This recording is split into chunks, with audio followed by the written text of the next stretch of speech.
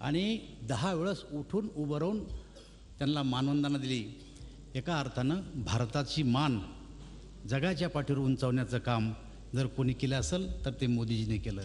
केवळ एवढंच नाही तर भाषण संपल्यावर त्यांचा ॲटोग्राफ घेण्यासाठी अमेरिकेच्या खासदारांनी लाईन लावली होती की मोदीजी तुमचा ॲटोग्राफ आम्हाला द्या. म्हणजे जर आपण विचार केला तर एकीकडे आपला पंतप्रधान बाहेरच्या देशात जायचा आणि बाहेरच्या देशातून यायचा, त्याची दखलही कोणी घेत नव्हतं.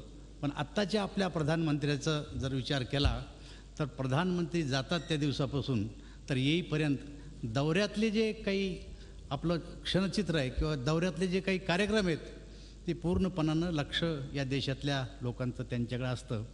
हे केवळ अमेरिकेतच घडलं असं नाही आहे. प्रधानमंत्री चीनलाही गेले होते. चीनच्या कर्मचाऱ्यांनी त्या ठिकाणी ऑफिसला सुट्या टाकल्या की भारताचे प्रधानमंत्री आमच्या देशामध्ये येतात, त्यांना पाहण्यासाठी चीनच्या कर्मचाऱ्यांनी सुट्या टाकल्या आणि रस्त्यावर ते आपल्या देशाच्या पंतप्रधानाला पाहण्यासाठी त्या ठिकाणी उभे राहिले. झी 24 तास रहा एक पाऊल पुढे.